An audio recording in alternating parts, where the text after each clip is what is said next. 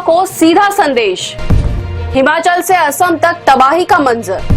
बांग्लादेश की ऑस्ट्रेलिया पर 9 विकेटों से ऐतिहासिक जीत। नमस्कार, मैं हूं रूपाली बर्वे और आप देख रहे हैं वेब दुनिया की खास पेशकश WD नाउ, जिसमें बात करेंगे सप्ताह भर की सुर्खियों की। लाल किले के प्राचीर से प्रधानमंत्री नरेंद्र मोदी का संबोधन हमेशा देश की राजनीति और भविष्य की दिशा तय करता है और इस बार उनका भाषण केवल औपचारिक उपलब्धियों का लेखा जोखा नहीं, बल्कि 2027 के आगामी विधानसभा चुनाव और युवाओं की आकांक्षाओं को साधने की एक बड़ी कोशिश थी। भाषण का पहला बड़ा संदेश 2027 के आगामी विधानसभा चुनाव की ओर इशारा करता है। पीएम ने नीतियों की निरंतरता और विकसित भारत के संकल्प को जिस मजबूती से रखा, उनके भाषण ने साफ कर दिया कि सत्ताधारी दल इन चुनाव में सुशासन, आर्थिक स्थिरता और विकास के ट्रैक रिकॉर्ड को ही अपना सबसे बड़ा हथियार बनाएगा। पीएम मोदी के भाषण का दूसरा सबसे अहम बिंदु था जेन-ज़ी आंदोलन और युवा शक्ति।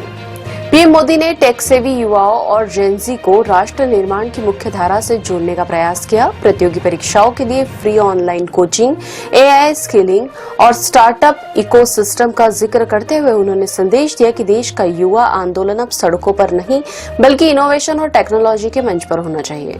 दूसरे शब्दों में कहे तो जंतर मंतर पर नीट पेपर लीक को लेकर हुए आंदोलन का असर उनके भाषण पर साफ नजर आया। तीसरा और सबसे निर्णायक पहलू रहा महिला वोटर्स पर फोकस। पीएम ने नारी शक्ति विधायिका में महिला आरक्षण, 33 सीट और लखपति दीदी जैसी योजनाओं को केंद्र में रखकर यह स्पष्ट कर दिया कि महिला वोट बैंक अब किसी भी चुनाव का साइलेंट गेम चेंजर है।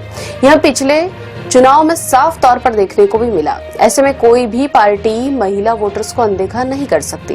कुल मिलाकर लाल किले से दिया गया यह भाषण 2027 के चुनावी समर का एजेंडा सेट करता है, जहां एक तरफ युवाओं की आकांक्षाएं है तो दूसरी तरफ महिला सुरक्षा और स्वावलंबन का अटूट भरोसा।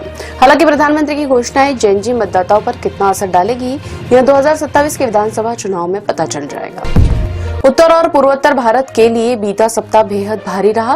हिमाचल प्रदेश, उत्तराखंड, जम्मू कश्मीर, असम और पश्चिम बंगाल में मूसलाधार बारिश ने तबाही मचाई।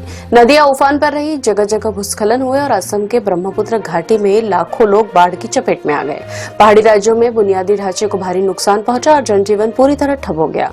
असम में ब्रह्मपुत्र नदी के उफान से 7 लाख से ज्यादा लोग प्रभावित हुए और 100 से ज्यादा लोगों की जान चली गई। पश्चिम बंगाल में भी बाढ़ से मौतों का आंकड़ा 100 के करीब पहुंच चुका है। पहाड़ी राज्यों की बात करें तो हिमाचल प्रदेश में बारिश और भूस्खलन से 150 से अधिक मौतें हुई और 800 करोड़ रुपए से ज्यादा की संपत्ति स्वाहा हो गई।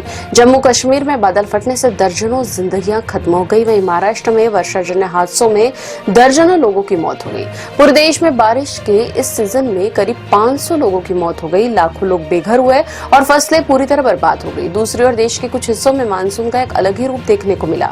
मध्य और दक्षिण भारत के कुछ इलाकों में बारिश की भारी कमी दर्ज की गई। इससे किसानों की फसलें प्रभावित हुई, लेकिन आफत का यह सिलसिला भी थमा नहीं है। भारतीय मौसम विज्ञान विभाग ने आगामी सप्ताह के लिए नया रेड और ऑरेंज अलर्ट जारी किया है। मौसम विभाग के ताजा अपडेट के अनुसार हिमाचल प्रदेश, उत्तराखंड और जम्मू कश्मीर के पहाड़ी क्षेत्रों में अगले 5 दिन भारी बारिश और भूस्खलन का भारी खतरा बना रहेगा। इसके साथ ही पूर्वी उत्तर प्रदेश, मध्य प्रदेश, झारखंड, उड़ीसा, असम, मेघालय, अरुणाचल प्रदेश और पश्चिम बंगाल में मूसलाधार बारिश का नया दौर शुरू होने वाला है। कोकण, गोवा और तटीय कर्नाटक में भी समंदर के तटीय इलाकों में तेज हवाओं के साथ भारी बारिश की चेतावनी दी गई। बांग्लादेश ने ऑस्ट्रेलिया को पहले टेस्ट मैच के चौथे दिन रविवार को 9 विकेट से हराकर ऐतिहासिक जीत दर्ज की और इसके साथ बांग्लादेश ने 2 मैचों की सीरीज में 1-0 से बढ़त बना ली है। यह ऑस्ट्रेलिया की धरती पर बांग्लादेश की पहली टेस्ट जीत है। बांग्लादेश ने टेस्ट में दूसरी बार ऑस्ट्रेलिया को हराने का कारनामा किया है। हसन महमूद ने दोनों पारियों में कुल 9 विकेट लिए और उन्होंने प्लेयर ऑफ द मैच के पुरस्कार से नवाजा गया। इसके अलावा मेहंदी हसन मिराज ने दूसरी पारी में 5 विकेट लिए और पहली पारी में अर्धशतक जड़ा। तंजीद हसन तमीम ने पहली पारी में शतक जड़ा, जिससे बांग्लादेश पहली पारी में 228 रनों की बढ़त ले पाई। कप्तान नजुमन हुसैन शांतो ने बल्ले से और कप्तान के तौर पर भी शानदार प्रदर्शन किया। बांग्लादेश के गेंदबाजों ने ऑस्ट्रेलिया के दोनों पारियों में 300 रन से कम पर ऑल आउट कर दिया, जबकि उनकी कमजोर बल्लेबाजी लाइनअप टेस्ट में मजबूती से डटे रही। अब खबरें संक्षेप में। पीने के पानी में बैक्टीरिया, टॉयलेट ठीक नहीं। CAG ऑडिट में देश के 458 रेलवे स्टेशन फेल, इनमें से नई दिल्ली, CMST भी शामिल। मुख्य आर्थिक सलाहकार वी अनंत नागेश्वरन और आर्थिक मामलों के विभाग के सलाहकार आकाश पुजारी ने E20 पेट्रोल के प्रभाव से 8 करोड़ पुरानी गाड़ियों को बचाने के लिए E10 का विकल्प देने की सिफारिश की। पश्चिम बंगाल के बीरभूम जिले और बिहार के लखीसराय में 2 अलग-अलग हादसों में 15 लोगों की मौत, कई अन्य घायल। बीरभूम में आग लगने से हुआ हादसा, जबकि लखीसराय में भगदड़ से हुई मौतें। इंडोनेशिया में विनाशकारी भूकंप, 7.7 और फिर 5.9 तीव्रता के झटकों के बाद 14 दिन की इमरजेंसी घोषित। भूकंप में 50 से ज्यादा लोगों की मौत, 100 से ज्यादा घायल। रूस यूक्रेन युद्ध में ड्रोन मिसाइल हमलों में तेजी, यूक्रेन ने रूस के 17 क्षेत्रों में 800 से अधिक ड्रोन दागे। वहीं रूस ने जवाबी कार्रवाई करते हुए जेलेंस्की के गृहनगर क्रीवी रीह पर मिसाइलें बरसाई। उत्तराखंड के चमोली में निर्माणाधीन टनल ढही, 7 मजदूरों की मौत, कई अन्य को बचाया गया।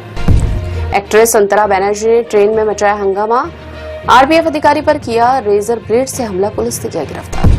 ये थी वेब दुनिया की खास पेशकश WD नाउ। अगले सप्ताह की सुर्खियों के साथ फिर हाजिर होंगे। नमस्कार।